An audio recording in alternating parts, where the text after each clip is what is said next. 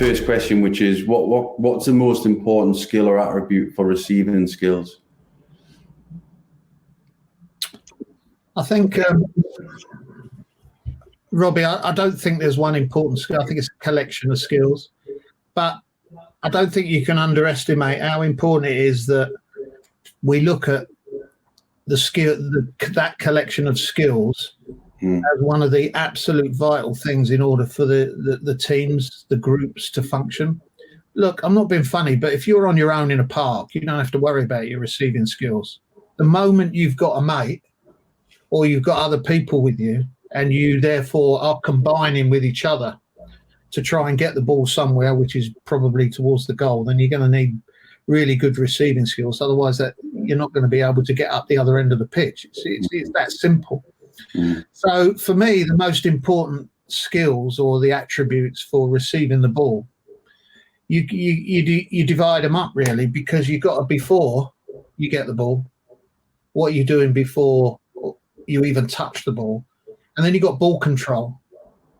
And if you've got poor ball control, then the next bit is what you do with it afterwards is a problem. So you've got the before you get the ball, you've got when the ball's at your feet, or the touch, the contact, which inherently we look at as ball control. And then you've got to do something with it and move. So you're either shooting, dribbling, passing, or something. So there's three elements to it. So all those skills combined, for me, is all about receiving. So if you look at, so for example, before you get a ball, there's an element of you need to scan around. You need to scan to know where you are on the pitch, and that's about positioning and things like that. Then when you get the ball at your feet, you've got to have an intention of how many touches you have, which direction the touch is. Is your control going to be on your chest? Is it going to be on your knee? What are you going to do? And then afterwards, where are you going to pass it? What are you going to shoot? Where are you going to shoot? Or if you're not going to shoot, are you going to dribble? So there's all these things working together. So I'm not sure there's one important element. But what is critical in receiving skills is if you're worried about the football, then what you do before and what do you after is a problem. So it really making sure that ball control is absolutely nailed at the youngest ages. And then the other elements of the receiving skills you can practice, like the perceptual skills of where you move and positioning and stuff like that. I don't know if you got things to add on that, Cara, but that's what I just think that receiving skills, as you said, it's a collective, but it opens up the possibilities for the player. So it leads, as you say, it leads to what players can do. So it's such a fundamental part of the game, and skills for players to learn and explore and keep developing. Absolutely essential at all levels of the game, in all positions. So yeah, absolutely fundamental. In terms of, you just touched on it there, Noddy, about before, during, after. One of the things that we do need to sort of not lose sight of is being able to get the ball under your spell and have ball control and the quality of your touch. So just thinking like Mo Salah's goal at the weekend, sorry we haven't got the clip, but the way he just like such an unorthodox way of taking the ball down with a bit of spin to put it exactly where you wanted to be able to finish. That is like really high level skill. And not many of us will be working with players that can do that, but that actual control and touch and feel for the ball is vital. And as you say, that as well as the scan and the preparation, the thinking ahead. So all these skills are vital, of course, as well as the ball control, as you've already mentioned. I don't think, Robbie, that coaches should be under any illusion how important that ball control, it's since the game started, it's been important. But for receiving as a collection of skills, it's vital. And people say that the best players think in the future. They know what to do with it. But I tell you what, they cope with the present very well. In other words, they are very good at dealing with the ball there and then. And then that frees them up to think in the future. Do you see what I mean? So if you want to think in the future and you want to prepare early and you want these players to think about the next move and all those perceptual skills about where you move and positioning, then they can't have their head buried into the ball because they're worried about it. because they can't control it. Now, in grassroots and with the youngest kids, of course you're going to have that problem. So don't expect them to be brilliant at this collection of receiving skills until they're more comfortable with the football. That's how I see it. None of you mentioned before about intention. Yeah. The word about the intention of the player. Do you want to just talk about that a little bit more? Yeah, because if everyone who gets a ball will first thing is to get that ball under your spell. Yeah. But if you've scanned around and you've seen that a defender is in a certain position, your intention might be, if this ball comes to me, I'm going to take a touch out here and I'm going to go down there. Yeah. Or, blimey, I've seen the goalkeeper off his line. If this ball comes to me and I'm in the right position, this is going over his head.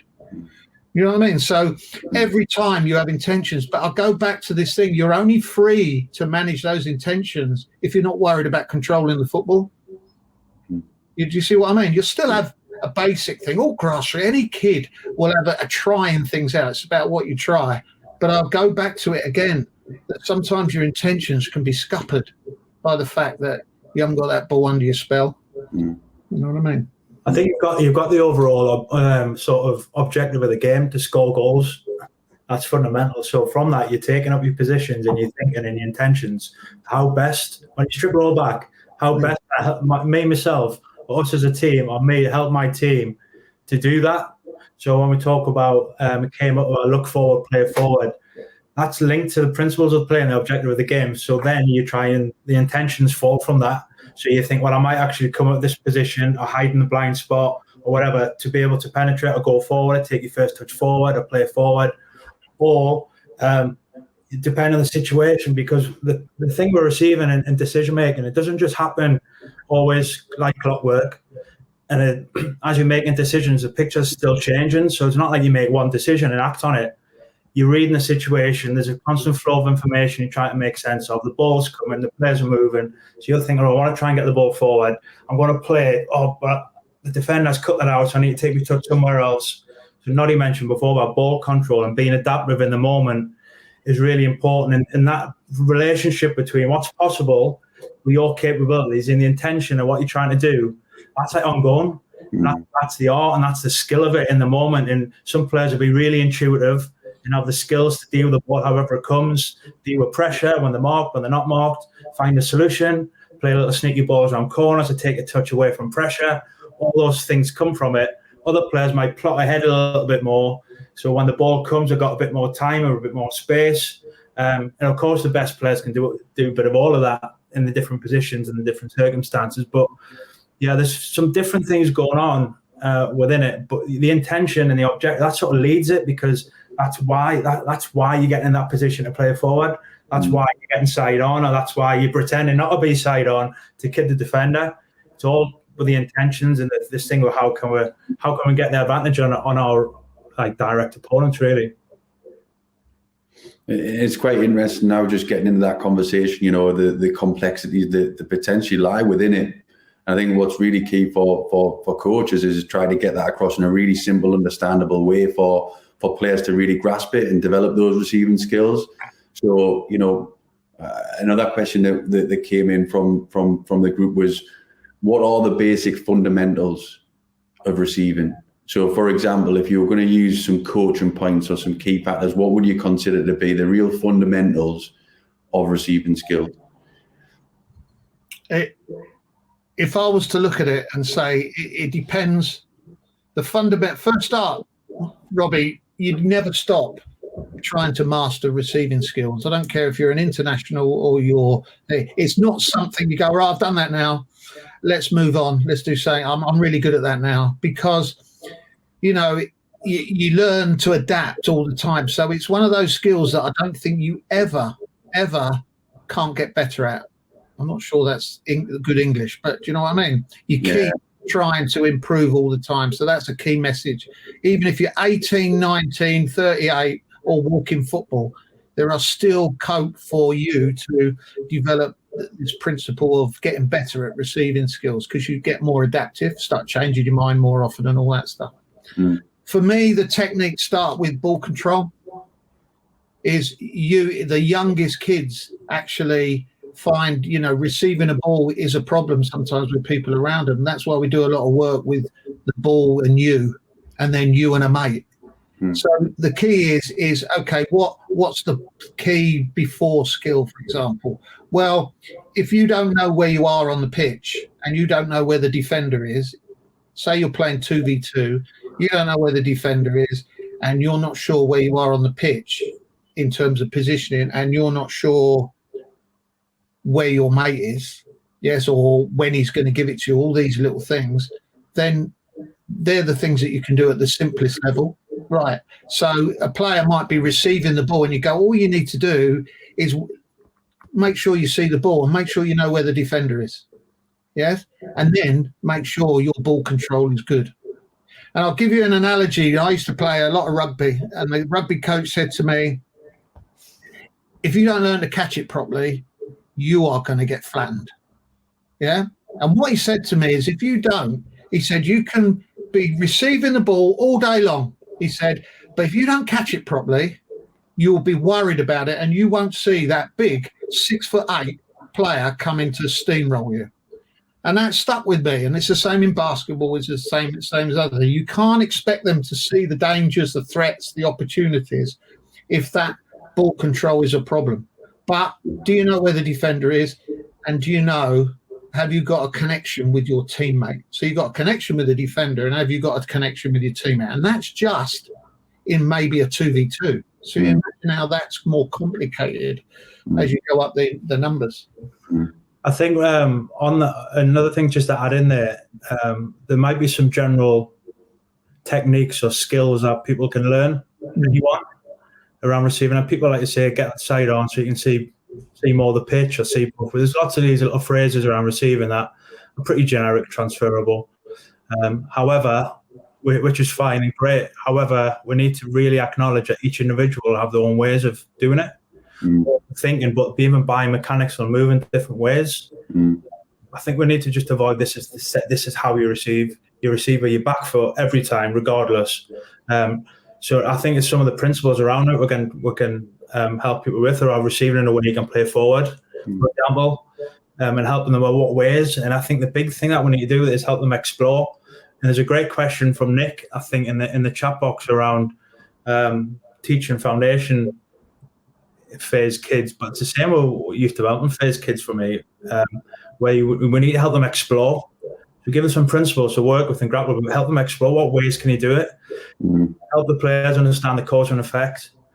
So when they get older, they start, if I take my touch there, then it might allow for this.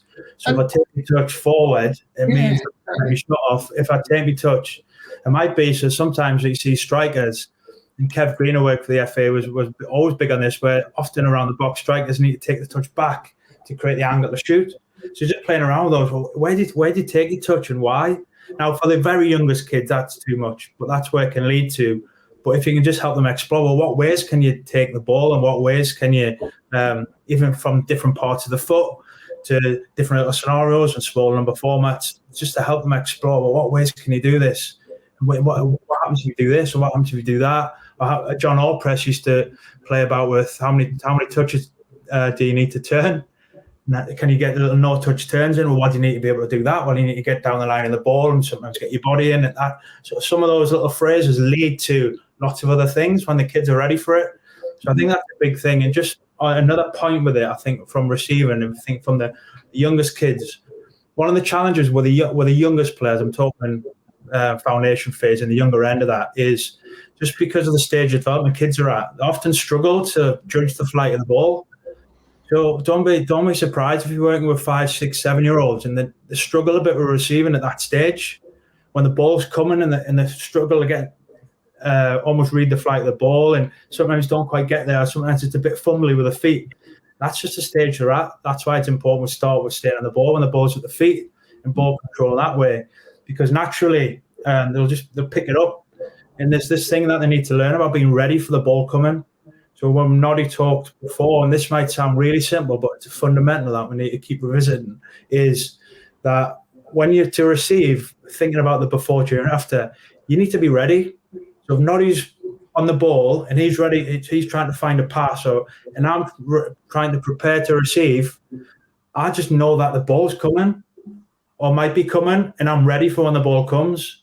So understanding that, even in a 2v2 with the youngest kids, is understand when they're not on the ball, they've got a role to play in helping the mid, but being ready because the ball might come.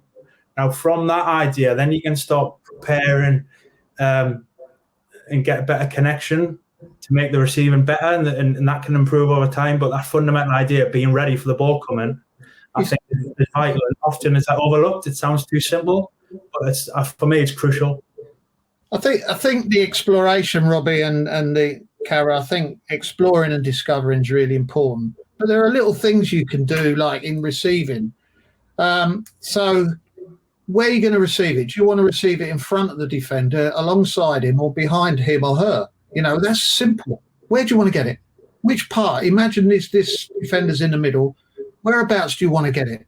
Alongside, in front, or behind? Little things like that help players to position themselves and think about things. The other thing is whether you have a big touch or small touch. Things like that you can play around with a little bit. But the key is to let them experiment.